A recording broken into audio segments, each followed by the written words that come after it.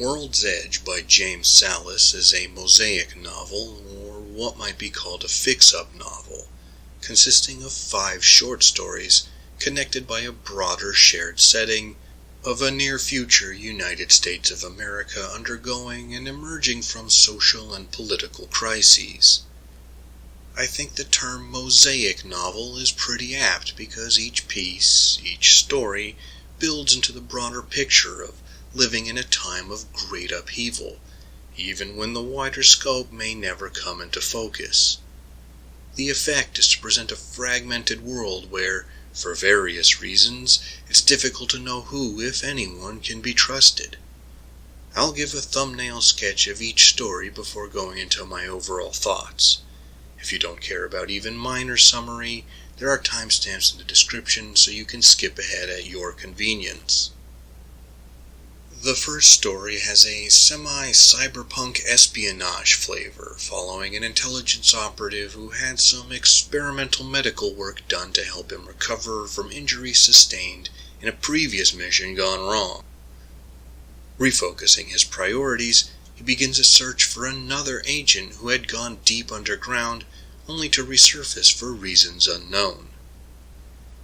The second story follows a physician as successive governments fail, but life and civilization try to continue while everything feels ready to fall apart at any moment.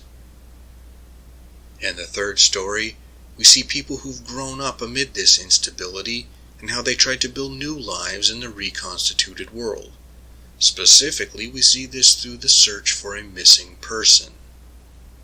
The fourth story also takes place later during the fragmentation and revolutions that come after.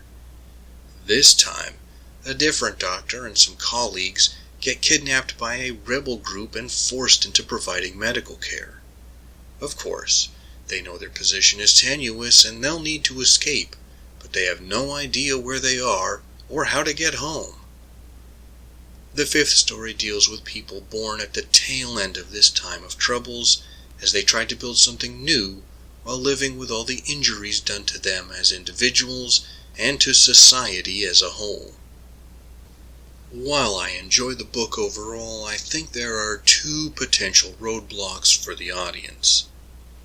First, the book is published by Soho Press, mostly known for crime fiction and literary fiction. My concern is that it simply won't be on the radar of a lot of people who might enjoy this book for its speculative science fiction elements, and that many people seeing the publisher, being more familiar with other novels from the author's body of work, will come to the book with different expectations, only to possibly feel misled. Secondly is the matter of stylistic and thematic fragmentation. Bear in mind this is almost certainly a choice on the part of Sallis, so it's a feature, not a bug. I can see, however, where it might be either too confusing or lacking a level of clarity that some readers would prefer. There are jumps in time and non-chronological storytelling techniques, not just between the different stories, but within many of them too. The switching of styles between some parts might be jarring as well. While they're all in first person, they can have different textures. One story is more of a cyberpunk thriller, while another is intensely personal and introspective with little action. Again, I don't find this a problem, but I can see where readers can get tripped up, especially if they have different expectations going into the book. Many of the stories make small, usually tangential references to other episodes from the book. What the parts all have in common is an atmosphere of uncertainty and paranoia. With so many elements of society breaking down, everything feels unstable for the characters, mirroring the lack of clarity the audience experiences.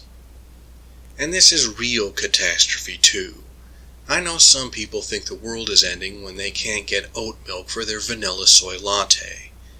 But in these stories, we see America fragmenting and coming apart at the seams. Utilities and services are no longer reliable. Medical supply and food shortages become normal.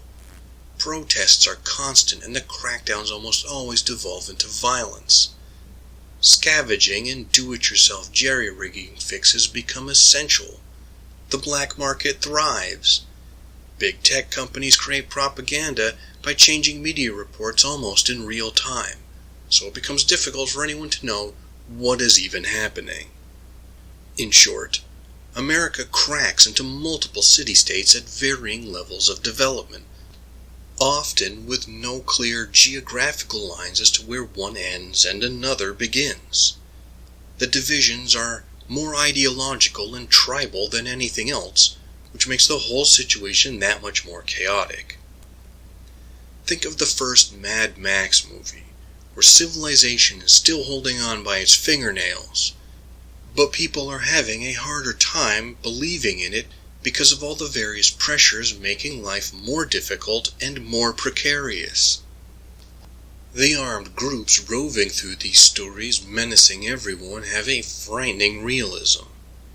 They aren't the over-the-top wasteland raiders of the Road Warrior or Fallout, but are presented as mostly tired and lost people who might not even know why they're fighting or if their side even exists anymore. Some are opportunistic and vicious, while others are just trying to muddle through the same as everyone else, except with more firepower. Again, it's this through line that when society breaks down, it breaks all the individuals with it, and all the people who think they're gonna make it through and come out better are delusional. I really only knew Sallis from his crime stories, and I got turned on to this novel by Steve, the Outlaw Bookseller. I'll have a link to his channel in the description if you want to go check out all his insightful videos and sharing his wisdom. World's Edge is a solid set of stories and something new to me, so I enjoyed it. As I said earlier though, if you only know Sallis from something like Drive, this book may throw you for a loop. Whether that's good or bad isn't for me to determine, but it's like bringing your ice skates to a pickup basketball game. I usually think it's better if you at least have an idea of what you're getting into.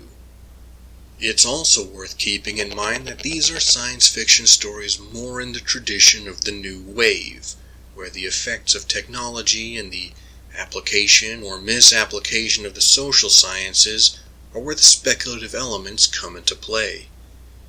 There is no in-depth exploration as to how some of these science fiction elements work. Again, if you want harder science fiction, I don't think this book is going to do it for you. While this novel isn't exactly like Cormac McCarthy's The Road or George Stewart's Earth Abides, I think it should appeal to readers who did like those books. But what do you, the audience at home, think? I know this book is new, but have you read it? Is it too jumbled for your tastes? Are you surprised that Sallis wrote this kind of fiction too? Feel free to share your thoughts in the comments. Thank you for taking the time to listen to my peculiar notions. If you appreciate this channel and want to support it, you know what to do. You can also take a moment to like, comment, share, and subscribe to the channel of another YouTube creator you enjoy, like the Outlaw Bookseller, or Alphabet Incorporated will send its cyberpunk goons after you. Until next time, read some good science fiction. Live and be well.